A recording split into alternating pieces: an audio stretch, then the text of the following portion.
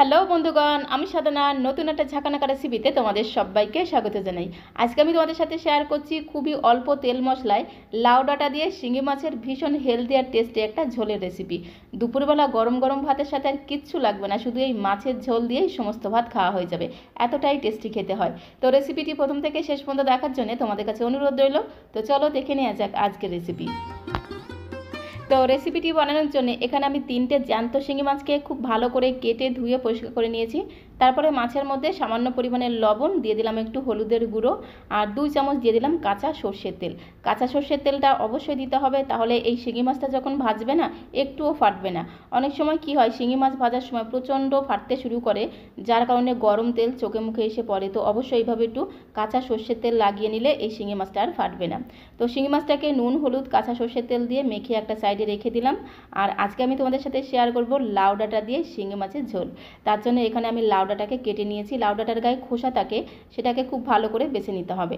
আর এই ধরনের কচি কচি পাতাগুলো ফেলে দেবে না, ঝোলের মধ্যে দেবে, তাহলে ঝোলের টেস্ট দ্বিগুণ বেড়ে যাবে। একটা মিডিয়াম সাইজের আলুকে লম্বা লম্বা করে কেটে নিয়েছি, সাথে নিয়েছি 4-5টা কাঁচা লঙ্কা। তারপরে দেখো রান্নাটা করে নেব, তার জন্য চলে আসলাম কড়াইয়ের কাছে। তো গ্যাসের ফ্লেমটা অন করে দিয়ে একটা কড়াই বসিয়ে দিলাম। কড়াইটা যখন গরম হয়ে যাবে, কড়াইতে দিতে হবে 2 থেকে 3 চামচ সর্ষের তেল। আজকের এই রান্নাটা আমি সর্ষের তেলে করছি। তেলটা যখন খুব ভালো মতো গরম হয়ে যাবে, তখন একে একে সমস্ত শিঙি মাছগুলো আমি তেলের মধ্যে দিয়ে দেবো।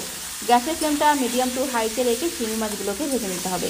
তো দেখো সমস্ত শিঙি মাছগুলো দিয়ে এপিট ওপিট উল্টে পাল্টে একটু ভেজে নিতে হবে। আর যেহেতু শিঙি মাছের গায়ে আমি কাঁচা সর্ষের তেল লাগিয়ে নিয়েছিলাম, তাই দেখো শিঙি মাছগুলো কিন্তু একটুও ফাটছে না। তোমরা বুঝতে পারছো আওয়াজটা শুনে, একটুও কিন্তু শিঙি মাছটা ফাটছে না। তো অবশ্যই কিন্তু এইরকমভাবে একটু শিঙি মাছের গায়ে কাঁচা সর্ষের তেল লাগিয়ে নেবে, তাহলে দেখবে এই মাছটা ভাজার সময় আর একটুও ফাটবে না।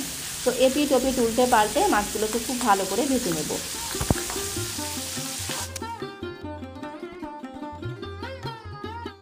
গ্যাসের ফ্লেমটা মিডিয়াম টু হাইতে রেখে এপিট ওপিট উল্টে পাল্টে মাছগুলোকে খুব ভালো করে ভেজে নিয়েছি। আর এই শিঙি মাছটাকে একটু ভালো করে ভেজে নিতে হবে, তাহলে ঝোলের টেস্ট দ্বিগুণ বেড়ে যাবে। এখন এই মাছগুলোকে একটি পাত্রের মধ্যে আমি তুলে নেব। গরমকালে লাউ শাক বা লাউ ডাঁটা আমাদের শরীরের পক্ষে ভীষণ উপকারী। অল্প তেল মশলায় লাউ ডাঁটা দিয়ে যে কোনো জ্যান্ত মাছের ঝোলই রান্না করো না কেন, খেতে দারুণ লাগে। বিশেষ করে গরমকালে তো খেতে অসাধারণ লাগে। তো শিঙি মাছগুলোকে ভেজে একটি পাত্রের মধ্যে তুলে নিয়েছি। কড়াইতে যে তেলটা ছিল, সেই তেলের মধ্যে 2টো শুকনো লঙ্কা ফোড়ন দিয়ে দিলাম। লঙ্কা দুটোকে একটু ঘোটানাটা করে লালচে করে ভেজে নিতে হবে। তারপরে আমি এর মধ্যে 1 চামচ দিয়ে দেবো রাঁধুনি ফোড়ন। আজকের এই লাউ ডাঁটা দিয়ে শিঙি মাছের ঝোলটা আমি রাঁধুনি ফোড়ন দিয়ে করব। যেমন সুন্দর টেস্ট হবে, ফ্লেভারটাও কিন্তু দুর্দান্ত হবে। 4টে কাঁচা লঙ্কা চেরা দিয়ে দিলাম। লঙ্কাগুলোকে একটু নেড়েচেড়ে ভেজে নেওয়ার পরে একটা তেজপাতা ফোড়ন দিয়ে দেবো। ব্যাস, আর কোনো মশলা আমি এর মধ্যে দেবো না। আগে থেকে একটা মিডিয়াম সাইজের আলুকে খোসা ছাড়িয়ে এইরকম করে একটু লম্বা লম্বা পিস করে কেটে রেখেছিলাম। আলুর পিসগুলোকে দিয়ে মিনিট 2 সময় ধরে একটু নেড়েচেড়ে ভেজে নেব। তো বন্ধুগণ, যে কোনো শাকের ঝোল হোক বা ডাঁটার ঝোল হোক, বেশি তেলে রান্না করলে খেতে যেন একদমই ভালো লাগে না, অল্প তেলে রান্না করলে খেতে যেন বেশি ভালো লাগে। আলুগুলোকে 2 মিনিট সময় ধরে একটু ভেজে নেওয়ার পরে আমি লাউ ডাঁটাগুলোকে দিয়ে দিলাম। তারপরে খুব সুন্দর করে একদম ঘোটানাটা করে মিশিয়ে নেব। তোমরা যারা আগে কখনো রাঁধুনি ফোড়ন দিয়ে এইভাবে লাউ ডাঁটার ঝোল খাওনি, একবার হলো এইভাবে রাঁধুনি কাঁচা লঙ্কা ফোড়ন দিয়ে এইভাবে অল্প তেল মশলায় লাউ ডাঁটা দিয়ে যে কোনো জ্যান্ত মাছের ঝোল রান্না করে খাবে, খেতে জাস্ট অসাধারণ টেস্টি লাগে। বিশেষ করে দুপুরবেলা গরম গরম ভাতের সাথে আর কিচ্ছু লাগবে না, মনে হবে যেন এটা দিয়েই সমস্ত ভাতটা খেয়ে নিই, দারুণ খেতে লাগে। তো লাউ ডাঁটাগুলোকে দিয়ে 2-3 মিনিট সময় ধরে খুব ভালো করে একটু ভেজে নিতে হবে। খুব বেশি কিন্তু ভাজা যাবে না, জাস্ট 2 থেকে 3 মিনিট সময় ধরে গ্যাসের ফ্লেমটা মিডিয়াম টু হাইতে রেখে একটু ভেজে নেওয়ার পরে তারপরে আমি এর মধ্যে পরিমাণ মতো দিয়ে দেবো গরম জল।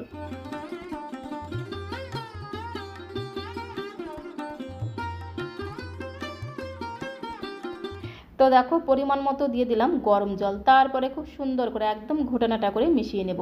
আমি একটু ঝোল ঝোল করেই রান্না করব, তাই ঝোলের পরিমাণটা একটু বেশি দিলাম। একটু চেক করে দেখলাম লবণের পরিমাণটা একটু কম মনে হলো, তাই সামান্য পরিমাণে একটু লবণ আর সামান্য পরিমাণে একটু হলুদের গুঁড়ো দিয়ে আরও একবার খুব সুন্দর করে মিশিয়ে নেব।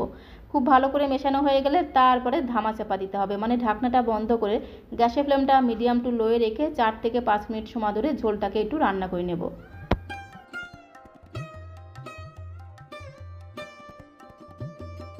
তো এখন আমি তোমাদের 3 থেকে 4 মিনিট পরে ঢাকনাটা খুলে দেখাচ্ছি। গ্যাসের ফ্লেমটা মিডিয়াম টু লোয়ে রেখে 3 থেকে 4 মিনিট সময় ধরে আমি ঝোলটাকে রান্না করে নিয়েছি। তো আরও একবার ঝোলটাকে খুব সুন্দর করে একটু নেড়েচেড়ে মিশিয়ে নেব।